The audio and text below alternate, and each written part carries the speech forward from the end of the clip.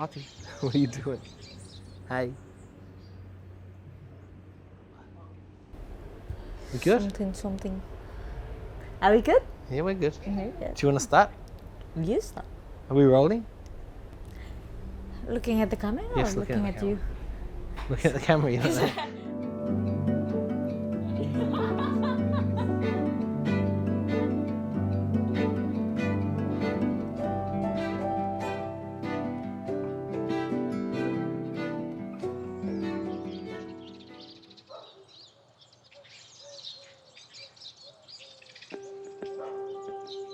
My name is Anysia and I'm from Yogyakarta, a little cute town in central of Java.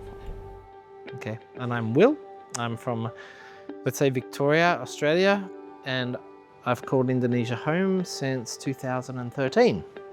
We met, correct me if I'm wrong, but I think I'm right.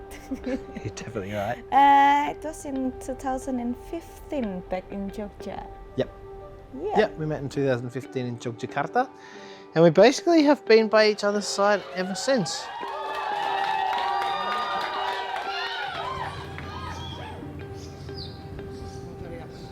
Hi, Moy. What are you doing?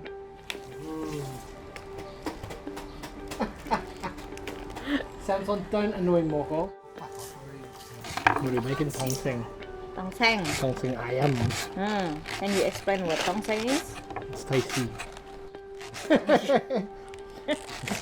Hey, it is because I'm the one who cooks it.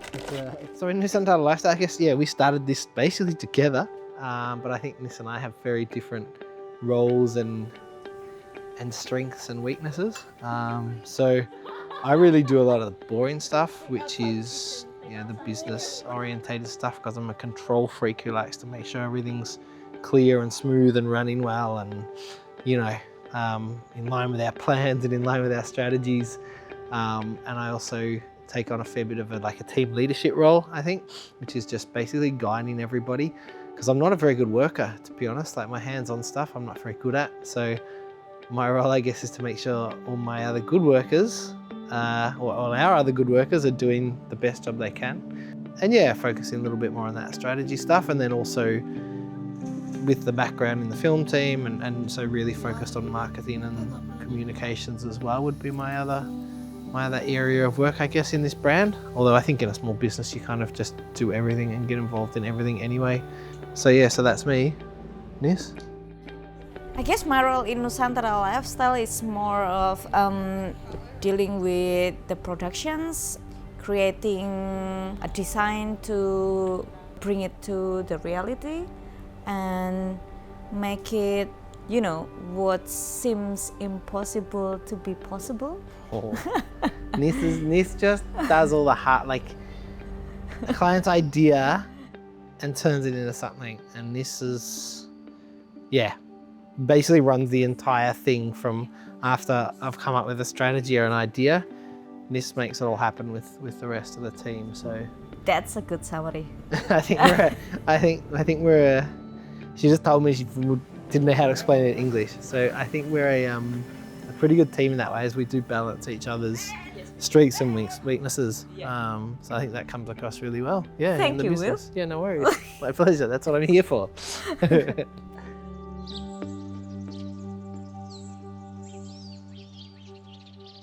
Most of the stuffs that we have here are from recycled teak, but we finish it very simple and minimalist and smooth, so it looks almost like a new wood. This kind of wood that is recycled, where did it come from originally?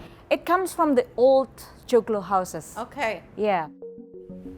The idea of Nusantara Lifestyle was started back when I was working for a recycled timber company, and then I was just really interested into that because it's unlike so many other companies that utilizing new wood, and to create something that is already used and old and rusty to become something that is smooth and sleek and can be enjoyable in the modern houses. I guess that's the idea of it, where it begins. Yeah, for me, I think we built this together in the fact that Nis had been working in furniture for quite some time, which therefore I was a bit involved in. And yeah, and I guess it had this, we really wanted to do something that was real. Like when everybody, and especially in the timber industry, and they use plantation timber and they say, oh, we're sustainable or we plant trees. And after studying that and knowing about that, that's really just a bunch of bullshit. Yeah, we just wanted to start something where we could actually try and have as positive an impact on the environment, or try and have as little an impact, negative impact to the environment as possible, but still be able to make beautiful furniture and use timber, which is what we do. And then also, wanting to focus a lot on the stories behind all the timber and behind this amazing teak wood that's been part of Indonesian life for centuries. Yeah, that's kind of where it all came from and became Nusantara Lifestyle.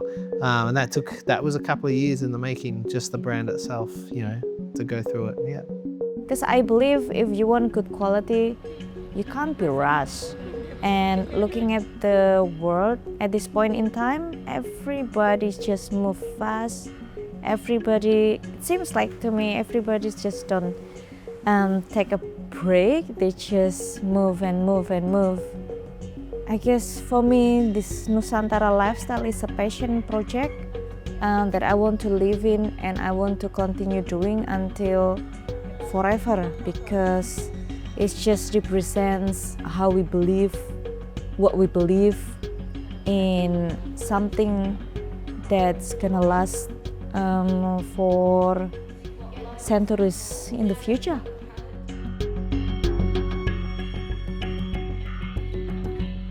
Yang sini tuh merat.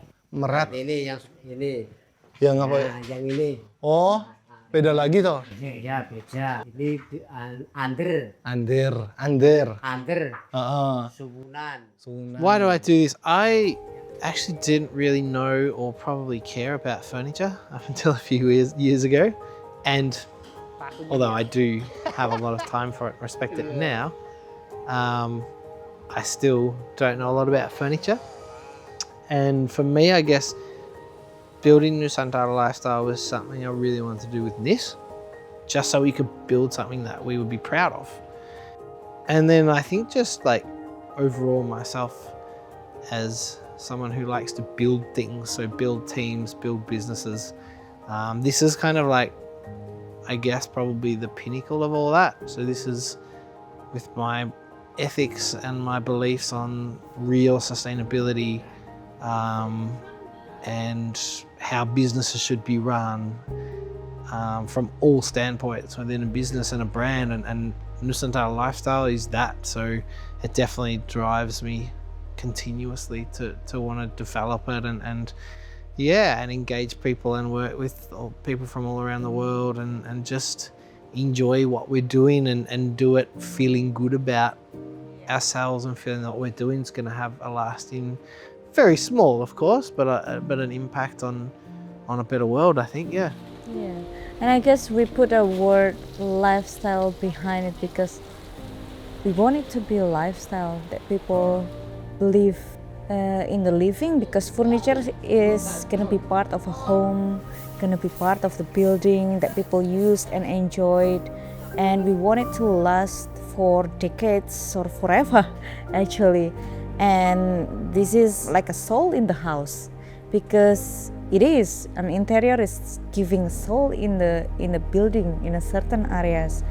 And we just want this to be a part of life that we live in, not just for money or for profit, right? A passion.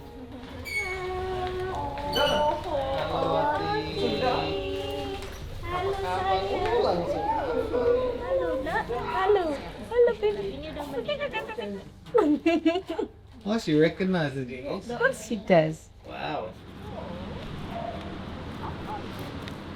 Let's get you home with your 6 other friends.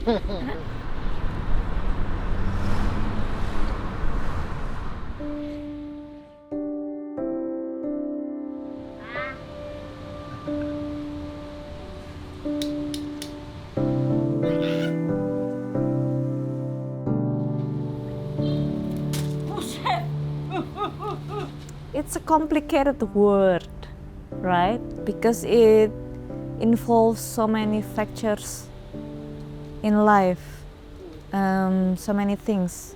But for me or for Nusantara, it's the same thing. Sustainability means where you do things slowly, you take a baby steps, you do it every day, you live in it, and you make it a lifestyle where you don't stop when it hits some goal or achievement, but you keep doing it because it's a part of you. Like eating, because you need energy to live. So sustainability means you have to keep doing it until forever, at least until, the moment you die. That's grim. I think, for me, I actually really don't like the word sustainability because it's so overused and under-practiced in the world. And we're so careful about greenwashing or, overstating what we do. But what we want to do and what we've always hoped to do and what we're working towards is that idea of sustainability is part of everything within the business and then also within our lives, of course. So whether it's not just the timber, but it's everything else related to the furniture, but then it's not just the furniture, it's how we run our operations, it's our staff, it's our place of work, it's the partners that we work with, and doing as best as possible, knowing that we'll never be perfect, and that perfection is not something we'll ever achieve. But I think for me the key thing is sustainability is actually everything we do, and it's something that we don't have to think about, but as Nis said earlier, it becomes part of our normality, I guess. And for me, that really what I always say is that it just means that we're walking the walk. Yeah. So not just talking the talk. And if we can walk the walk, and if it has a good impact or a better outcome for the natural environment, but also for society, for economics as well, like sustainability as a whole, it's not just environment, we're talking about people, we're talking about economies, and balancing all that into one sort of circle. I guess like in a way these things just take time, and it's kind of like a tree growing. Like a tree growing takes so long, and then they just chop it down. And so I guess so what we're trying to do is just take our time and keep growing and just being as good as we possibly can, and hopefully everything goes from there. Yeah. How complex it is. It is complex, but it's also simple. It is. I think that's it. Yeah. We done? Yeah. Good, give me a kiss. I'm still not really satisfied, but yeah. It's alright. It's alright. Let's see. Thank you.